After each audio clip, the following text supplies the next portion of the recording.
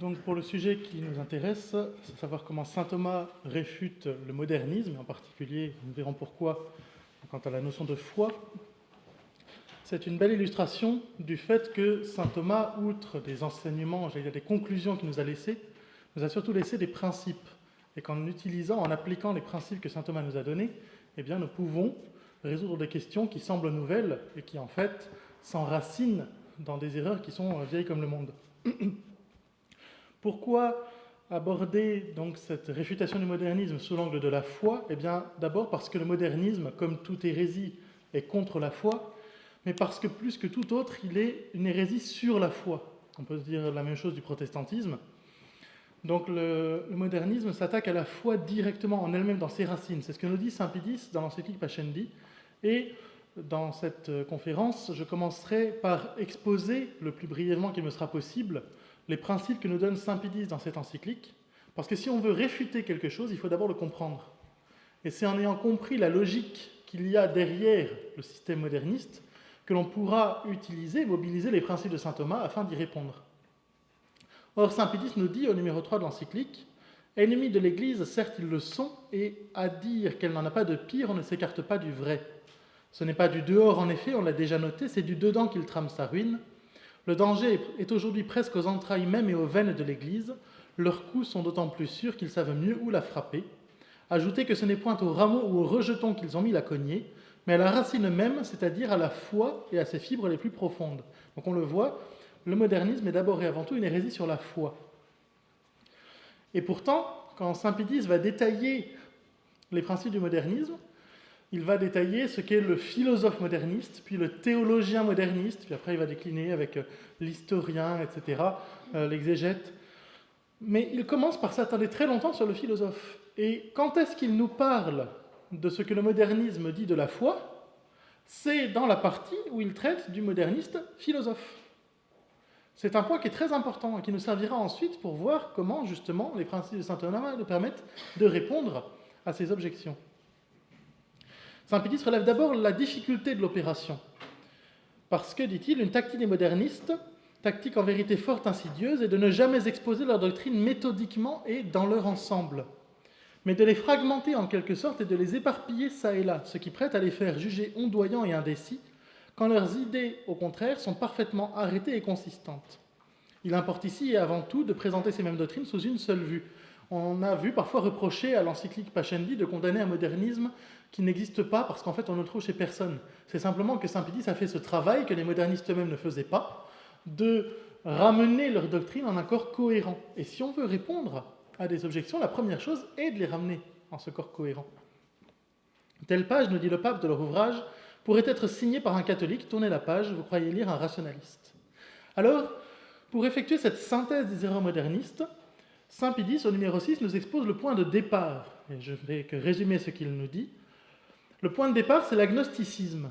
Et cet agnosticisme consiste à dire que la raison humaine n'atteint que les phénomènes ou apparences. Si vous voulez, pour prendre un exemple très trivial, lorsque je vois un chat qui passe, l'agnostique, au sens où l'explique saint Pidis, me dira que je vois du brun qui bouge et qui fait du bruit, mais que je suis incapable de dire que c'est un chat. Et que dire que c'est un chat, ça dépasse ce dont je suis capable. Je ne suis pas capable d'atteindre la nature de la chose. Je suis limité à atteindre ses apparences extérieures. Et aller au-delà est une prétention. Mais alors, la conséquence de cela, c'est que si je n'atteins pas ce que sont les créatures en elles-mêmes, eh bien, je ne vais pas pouvoir, depuis les créatures, m'élever jusqu'à l'existence de Dieu, comme le fait saint Thomas avec les 5 voies pour prouver son existence.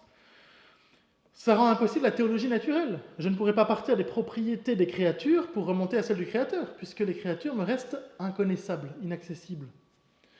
Les motifs de crédibilité, les miracles, les 4 notes de l'Église, sont des choses qui doivent se constater pour que je puisse m'en servir afin de montrer la divinité de l'Église. Et à partir du moment où ce constat est impossible, pas de motif de crédibilité. Impossibilité encore de la révélation extérieure.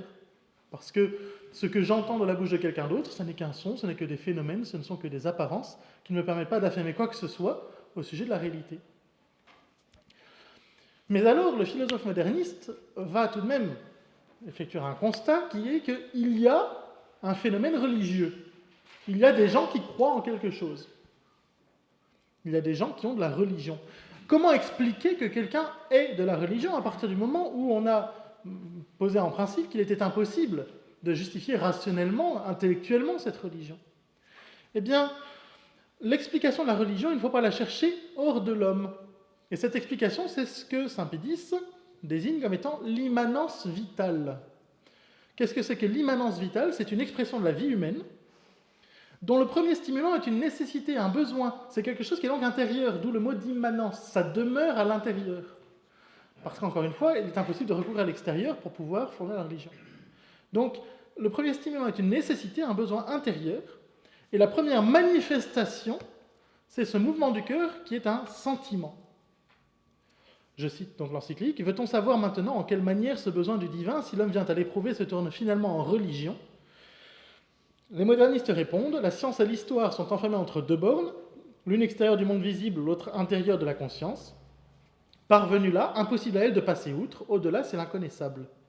Justement, en face de cet inconnaissable, de celui qui est, disons-nous, hors de l'homme, par-delà la nature visible, comme de celui qui est en l'homme même dans les profondeurs de la subconscience, sans nul jugement préalable, le besoin du divin suscite dans l'âme portée à la religion un sentiment particulier.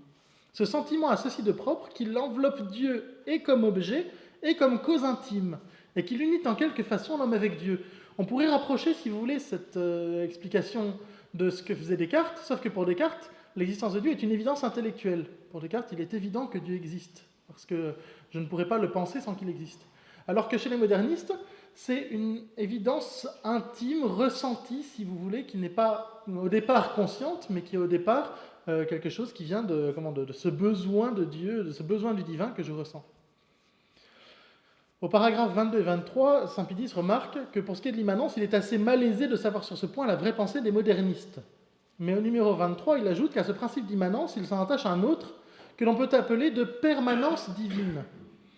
Il diffère du premier à peu près comme l'expérience transmise par la tradition de la simple expérience individuelle. Autrement dit, cette expérience religieuse que j'ai faite à un moment donné, eh bien, je vais pouvoir m'en souvenir déjà pour moi-même. Donc il y a une certaine permanence de cette expérience, de cette immanence divine.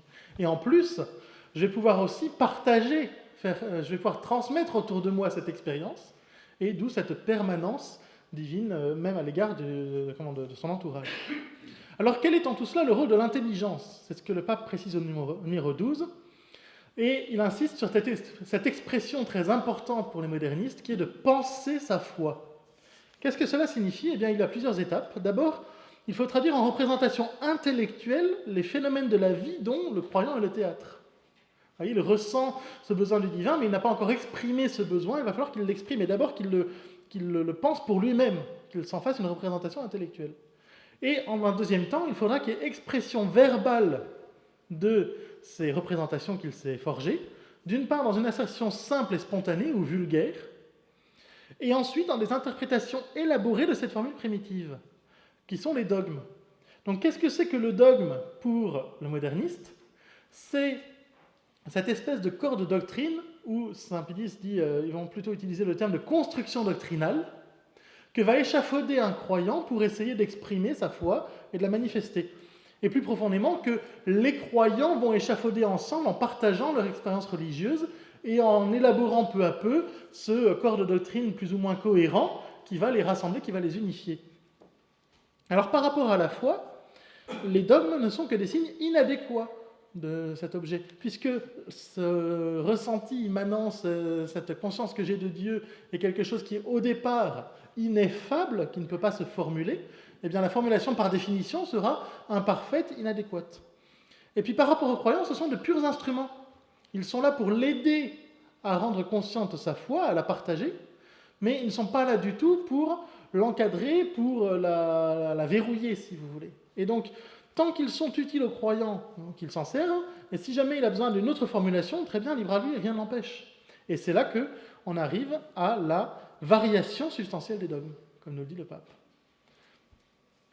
Alors jusqu'ici, nous avons étudié la foi en philosophe. Le philosophe moderniste ne se pose pas la question de savoir si la religion est quelque chose de fondé ou pas. Il constate qu'elle existe et il essaie d'expliquer comment il peut y avoir des gens qui ont de la religion.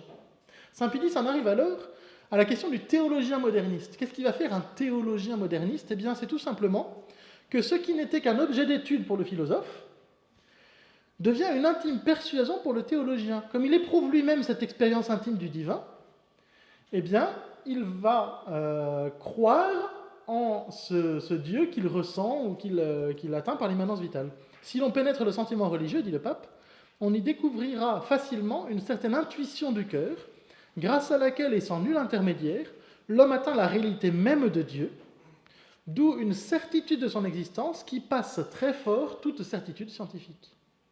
Et alors, le pape va dérouler ici les conséquences. Je pourrais m'y attarder, et je le ferais volontiers si j'avais 3 heures pour le faire, mais je ne les ai pas. Donc je ne pourrais malheureusement qu'énumérer les conséquences que le pape déroule, mais malgré tout, nous allons être obligés de nous arrêter sur certaines d'entre elles, parce qu'en deuxième partie, nous montrerons que ce modernisme est quelque chose qui demeure. Et il est bien rare que l'on voit un moderniste exprimer en propres termes l'agnosticisme. Et ce serait être trop cohérent, et ce serait trop se démasquer. Donc, à quoi est-ce que l'on va repérer le modernisme? Bien souvent, ça va être aux conséquences qui découlent du principe, et en remontant des conséquences au principe. Mais, malgré tout, nous sommes pris par le temps, nous ne pourrons pas y passer bien longtemps. Donc, ces conséquences, d'une part, il y a la vérité de toute religion. Tout au plus, dit le pape, dans cette mêlée des religions, ce que pourraient revendiquer les modernistes en faveur de la religion catholique, c'est qu'elle est plus vraie parce que plus vivante, ou c'est encore qu'elle est plus digne du nom de chrétienne parce qu'elle répond mieux que toute autre aux origines du christianisme. Cela va avoir une influence sur la notion de tradition. Qu'est-ce que c'est que la tradition? C'est, dans cette optique, la communication faite à d'autres de quelque expérience originale par l'organe de la prédication et moyennant la formule intellectuelle. Nous allons arriver aussi à la séparation de la foi et de la science, qui ont des domaines totalement séparés. Nous allons arriver à une exégèse qui va procéder par transfiguration et défiguration.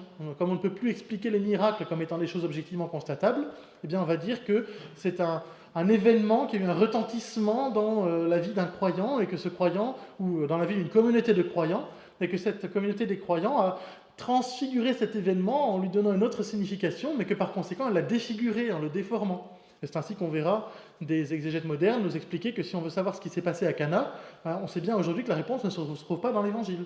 Voilà. Donc on a ce genre d'affirmation qui découle de cette idée de la transfiguration et de la défiguration.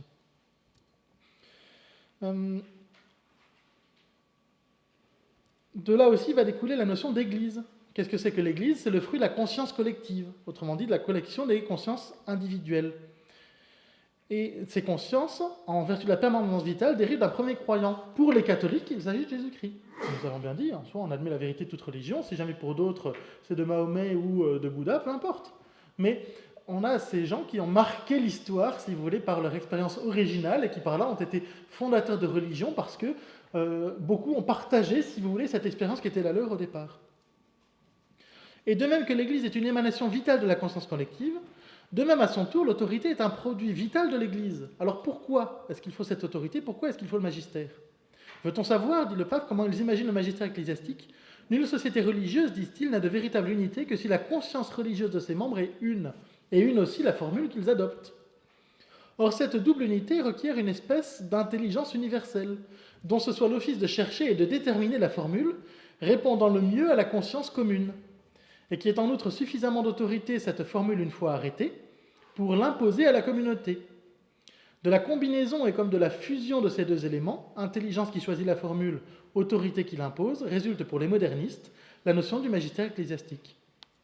Et comme ce magistère a sa première origine dans les consciences individuelles et qu'il remplit un service public pour leur plus grande utilité, il est de toute évidence qu'il s'y doit subordonner, par là même se plier aux formes populaires. Interdire aux consciences individuelles de proclamer ouvertement et hautement leurs besoins, bâillonner la critique, l'empêcher de pousser aux évolutions nécessaires, ce n'est donc plus l'usage d'une puissance commise pour des fins utiles, c'est un abus d'autorité. Remarquez que nous parlons ici de la notion du magistère, alors que dire de la question de la liberté religieuse?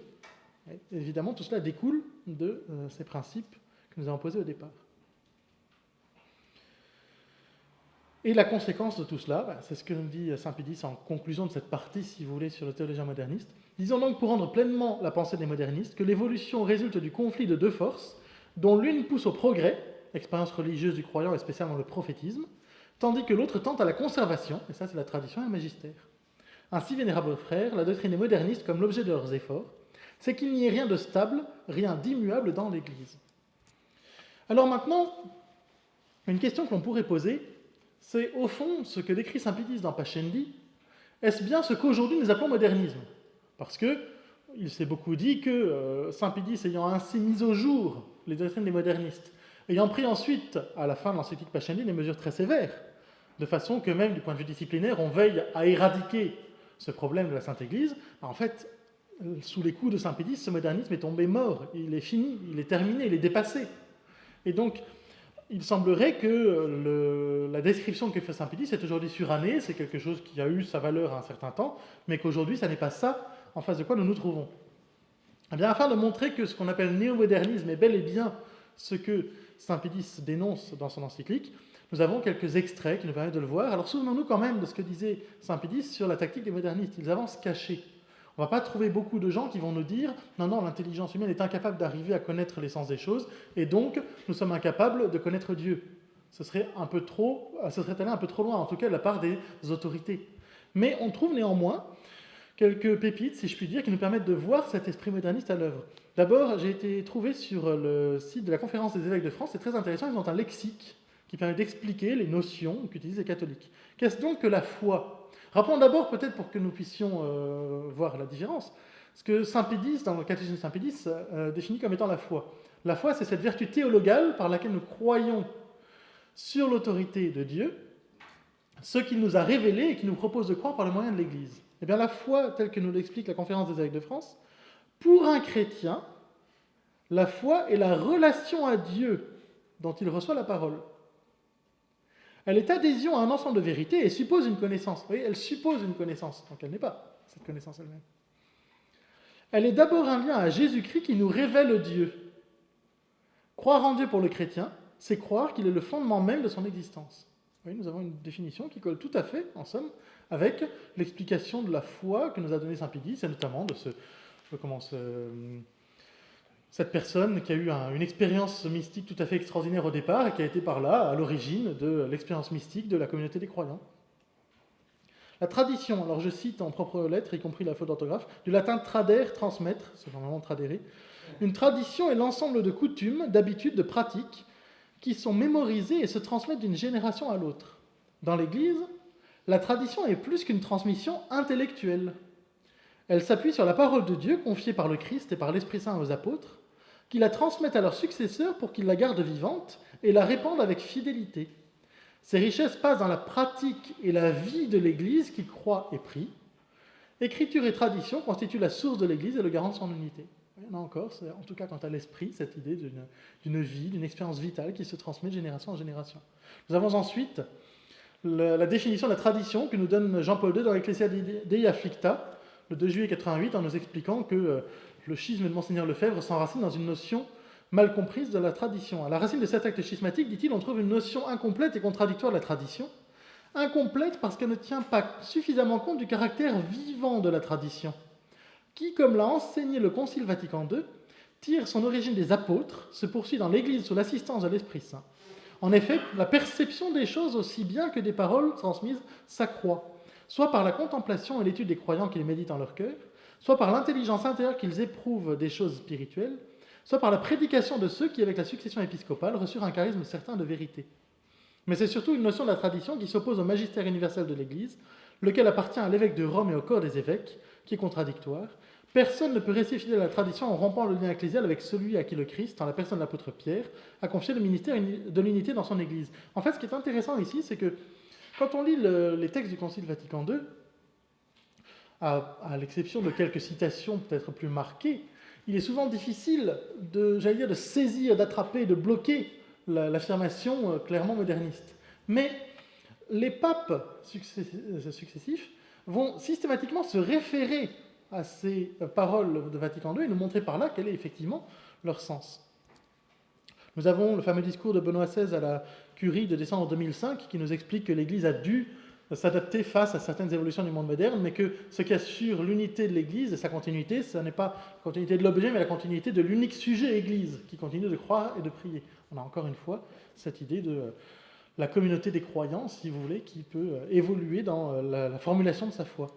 Le pape François, dans son discours pour la commémoration du 50e anniversaire de l'institution du synode des évêques, le 17 octobre 2015, Après avoir réaffirmé que le peuple de Dieu est constitué de tous les baptisés, appelés à être une demeure spirituelle et un sacerdoce saint, le Concile Vatican II proclame que la collectivité des fidèles ayant l'onction qui vient du Saint ne peut se tromper dans la foi.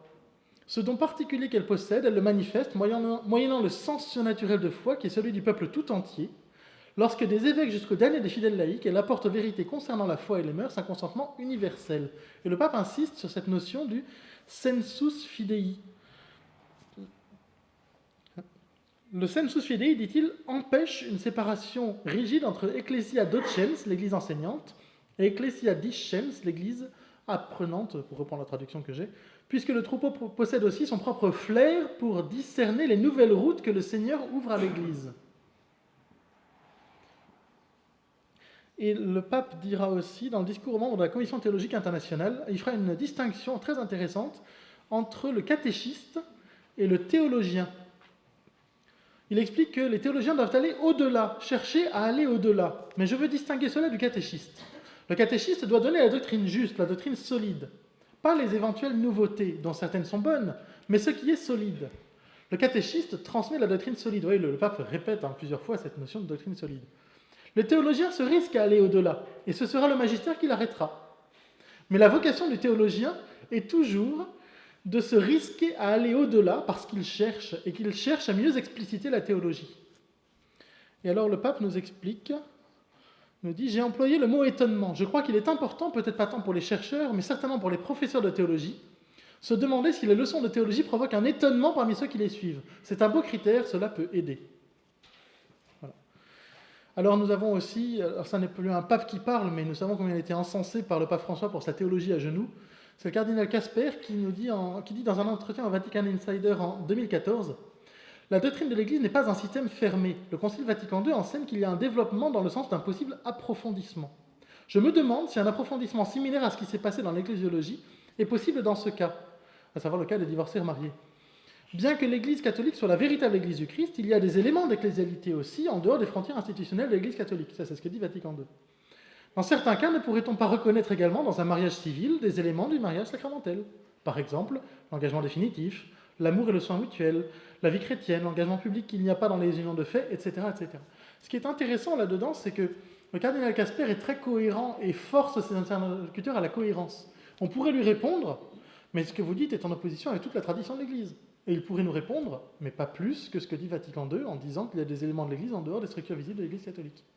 Et donc, c'est ou bien on est d'accord avec lui et en étant d'accord avec Vatican II, ou bien on n'est pas d'accord avec lui, mais logiquement, on est amené à reconnaître l'erreur de Vatican II sur laquelle il se fonde. Surtout que son analogie est très puissante, étant donné que saint Paul nous dit que le mariage est le signe de l'union de Christ et de l'Église, et donc à partir du moment où on admet que le Christ peut être fécond en dehors de l'Église, il n'y a pas de raison d'exiger des époux qui ne le soient que dans leur mariage.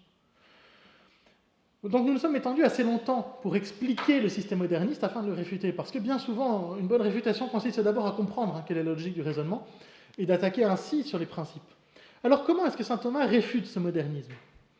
Bien, c'est d'abord par les principes philosophiques. Nous l'avons dit, c'est en exposant la doctrine du philosophe moderniste que saint Pédis nous montre ce qu'est la foi moderniste. Et c'est donc sur les principes philosophiques qu'il expose que saint Thomas va nous permettre de répondre à ces objections du modernisme. Et pour bien y répondre, remarquons que l'objection du modernisme a quelque chose de fondé. Nous ne voulons pas dire par là qu'elle est vraie, mais cette objection ne serait pas posée s'il n'y avait pas une réelle difficulté qu'il faut voir. Comment est-ce que saint Thomas va répondre au nœud du modernisme, à cet agnosticisme dont nous avons parlé ? Eh bien, c'est notamment à travers deux notions, qui sont la notion d'abstraction et la notion d'analogie. La notion d'abstraction va nous permettre de répondre à la première forme d'agnosticisme, qu'on pourrait appeler l'agnosticisme métaphysique. C'est celui dont nous avons parlé, qui consiste à dire que si je vois un chat, en fait, je ne vois pas de chat, je ne vois qu'une tache colorée qui fait du bruit et qui se déplace. L'abstraction, c'est cette opération par laquelle l'esprit va tirer l'essence de la chose de ce qu'elle en voit et de ce qu'elle en ressent.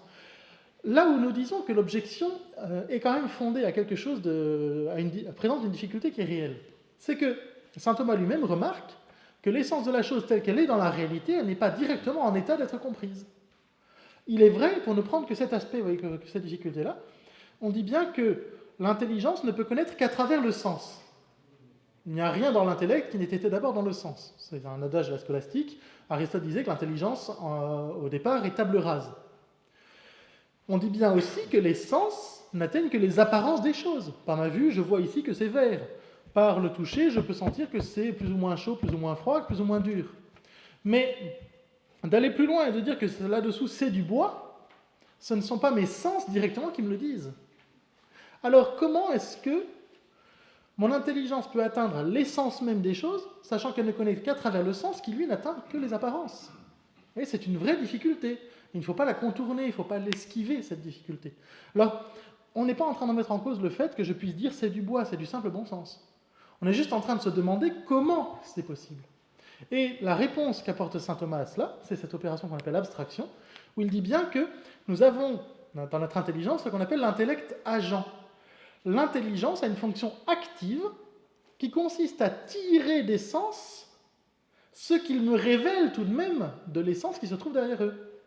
Et comment est-ce que cela est possible? On a une belle image qui nous permet de le voir. Si jamais je vous écris une lettre, qu'est-ce que c'est qu'une lettre en soi? C'est une tache d'encre sur du papier. Et cette tache d'encre, purement matérielle, ne contient en aucune manière ma pensée. Et pourtant, quand vous allez recevoir cette lettre et que vous allez la lire, vous allez pouvoir savoir ce que j'ai pensé en l'écrivant. Pourquoi? Eh bien, c'est vous qui déchiffrez cette lettre. C'est vous qui lisez ce que j'ai écrit au départ. Autrement dit, cette lettre n'est qu'un instrument. Et c'est le propre de tout instrument que de pouvoir donner un effet qui lui est supérieur pourvu qu'il soit mobilisé par un agent supérieur. Vous prenez un crayon, par lui-même, il est impossible d'écrire sur du papier, de formuler une pensée. Mais prenez quelqu'un qui est intelligent et qui utilise ce crayon, là, il va pouvoir effectivement formuler sa pensée sur le papier. Eh bien, c'est mon intelligence qui va former l'idée, c'est mon intelligence qui va élaborer le concept, mais qui va l'élaborer à partir des informations reçues des sens. Et comment cela? Eh bien, notamment à travers ce qu'on appelle les accidents propres. Qu'est-ce qui va me permettre de savoir que j'ai tel être plutôt que tel autre? C'est une apparence donnée qui ne peut appartenir qu'à cet être-là. Comment est-ce que j'ai distingué entre un chat et un petit chien? Eh bien, il suffit qu'il y en ait un qui se mette à aboyer et l'autre à miauler. J'ai un accident propre qui me permet de dire « Ah voilà, ici c'est un chat, ici c'est un chien ». Et donc c'est bien à travers les sens, et donc à travers les apparences, que mon intelligence atteint l'essence, mais à travers cette opération de l'esprit qui est l'abstraction, et qui va faire que je vais dégager d'abord toutes les propriétés qui sont purement individuelles dans tel être, et puis qui va faire que je vais me former l'idée de cette chose. Alors ensuite, la deuxième... pourquoi est-ce qu'il est important de bien saisir ce fait-là? Parce que saint Pédis, dans Pachanique, cite le Concile de Trente qui dit que si quelqu'un dit que la lumière naturelle de l'humaine raison est incapable de faire connaître avec certitude, par le moyen des choses créées, le seul et vrai Dieu, notre Créateur et Maître, qu'il soit anathème. Donc vous voyez, la définition donnée dans le Concile de Trente suppose que nous puissions atteindre la réalité des choses extérieures. Ça fait partie de cette direction qu'apporte l'Église et la théologie par rapport à la philosophie. Et elle nous assure de ce fait que nous pouvons atteindre la réalité des choses extérieures. Ensuite, il y a la notion d'analogie. L'analogie permet de répondre à la deuxième difficulté de l'agnosticisme. Cette fois, c'est l'agnosticisme théologique. Quelle est la difficulté de l'agnosticisme théologique? C'est de dire comment est-ce que je peux, par mon intelligence qui est finie, connaître Dieu qui est infini. Par définition, tout ce que je dirais de Dieu va défaillir et donc ne le représente pas. Et la tentation à ce moment-là est de tomber dans ce qu'on appelle le symbolisme. Qu'est-ce que c'est que le symbolisme? C'est de dire que je peux utiliser des images, je peux utiliser des mots qui vont parler de Dieu, mais qui seront de purs symboles et qui sont totalement interchangeables. Par exemple, si je dis du Christ qu'il est un lion, c'est quelque chose qu'on trouve dans la Sainte Écriture, mais c'est une métaphore. C'est évident que le Christ n'est pas un lion à proprement parler. Oui. Notre Seigneur va jusqu'à se comparer à une poule dans l'Évangile. Oui. Et ça, c'est du symbolisme, ce sont des symboles. C'est purement métaphorique. Alors que, le problème de cela, c'est qu'on pourrait dans ce cas-là utiliser des symboles qui sont totalement différents, n'ont rien à voir entre eux, et rien ne serait stable, ne serait affirmé. Quand je dis que Dieu est bon, je vais beaucoup plus loin que cela. Quand je dis que Dieu est trinitaire, je vais beaucoup plus loin que cela. Comment est-ce possible? Comment est-ce que mon intelligence finie peut ainsi connaître Dieu? Eh bien, saint Thomas nous explique cela, d'abord en manifestant bien que, c'est dans la Prima Pars, question 12, article 2, que l'essence divine ne peut être vue par le moyen d'aucune similitude créée. Donc, autrement dit, on ne peut pas se former véritablement une idée de Dieu qui soit adéquate. Pourquoi cela? Eh bien, parce que...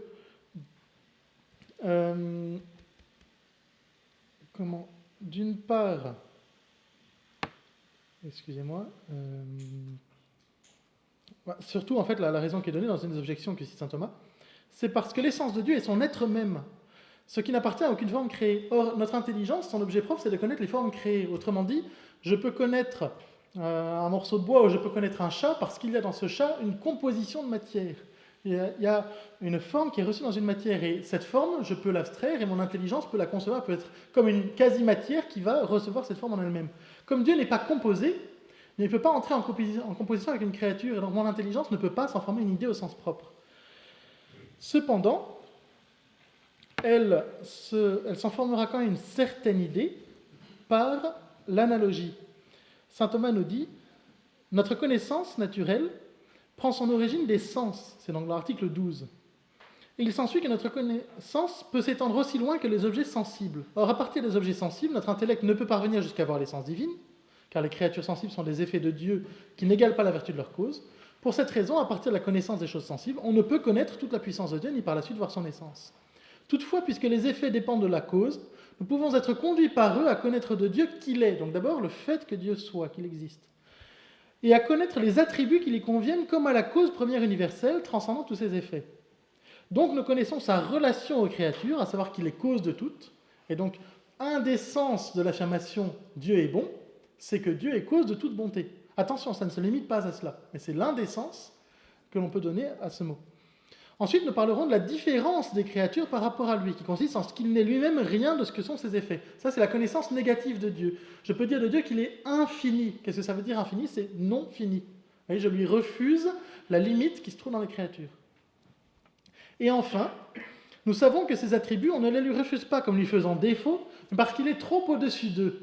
Et dans un lieu parallèle, dans le Contra Gentes, saint Thomas dira que si l'on dit de Dieu qu'il est bon, on pourrait, avec plus de vérité encore, nier de lui la vérité telle qu'on la pense. Parce que la bonté, telle qu'on la pense. Parce que la bonté telle qu'on la pense, elle est toujours limitée.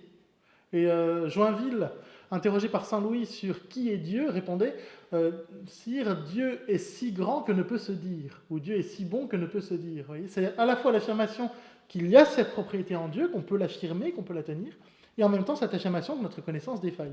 Et alors saint Thomas, dans l'article 13, se demande si au-dessus de la connaissance naturelle, parce que jusqu'ici nous ne sommes encore qu'à la connaissance naturelle de Dieu, qu'on peut avoir à partir de ses effets, y a-t-il en cette vie une connaissance de Dieu par la grâce ? Et à cela, saint Thomas répond « On doit affirmer que par la grâce de Dieu, nous avons une connaissance plus parfaite que par la raison naturelle. En voici la preuve, la connaissance obtenue par la raison naturelle requiert deux choses, des images reçues des sens et la lumière intelligible naturelle, par la vertu de laquelle nous abstrayons de ces images nos conceptions intelligibles. Or, sur ces deux points, la révélation de la grâce vient en aide à la connaissance humaine. En effet, la lumière naturelle de l'intelligence est renforcée par l'infusion de la lumière de grâce, et parfois des images sont formées par l'intervention divine dans l'imagination humaine, images qui expriment plus parfaitement les choses divines que les images qui nous viennent des choses sensibles par un processus naturel. C'est ce qui apparaît dans le cas des visions prophétiques. Il arrive même que des objets extérieurs accessibles au sens soient formés par Dieu ou encore des voix pour exprimer quelque aspect du monde divin. C'est ainsi qu'au baptême du Christ, on vit le Saint-Esprit apparaître sous l'apparence d'une colombe et la voix du Père se fit entendre « Celui-ci est mon Fils bien-aimé ». Alors nous pourrions maintenant, si nous avions le temps de le faire, nous lancer dans l'étude théologique de la foi par saint Thomas, mais voyez, cela permettrait d'aller ensuite dans les conséquences. Mais encore une fois, la réfutation du modernisme par saint Thomas, elle est d'abord au niveau des principes. Elle est d'abord dans ses vérités naturelles, la possibilité d'une connaissance de Dieu, d'abord la possibilité d'une connaissance des effets de Dieu, par l'abstraction, et ensuite par la connaissance de Dieu en lui-même d'une certaine manière, autant qu'il est possible ici-bas, par l'analogie. En conclusion, bien ce trop long et pourtant trop bref exposé n'a pu être qu'une invitation à nous plonger aux sources. Saint Pédis nous disait que la première cause du modernisme était l'ignorance, et que sa deuxième cause, c'était l'orgueil.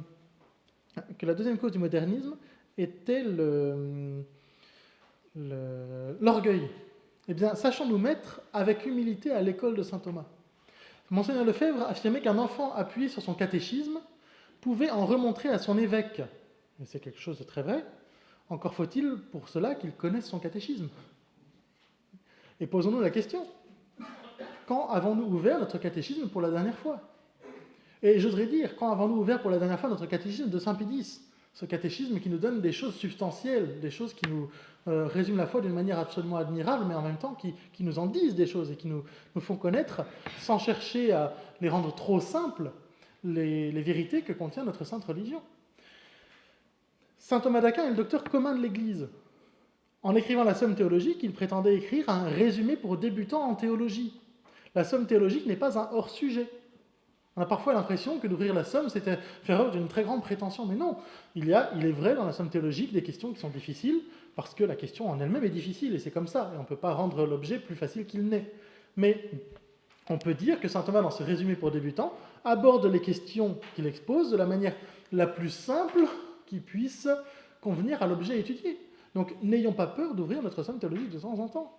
C'est quelque chose qui est possible. Alors, bien sûr, après, il y a des commentaires, bien sûr, après, on peut demander des éclaircissements, etc. C'est une bonne chose, mais au moins, n'ayons pas peur de nous approcher de saint Thomas. Ce n'est pas pour rien que l'Église en a fait le docteur commun de l'Église, et à son école, certainement, nous pourrons former notre intelligence, nous nourrir de ces vérités de la foi qu'il a exposées avec tant de lumière, et faire en sorte d'être ainsi armés pour pouvoir répondre à notre place aux difficultés que peut poser le modernisme concret, le modernisme auquel nous faisons face en notre temps.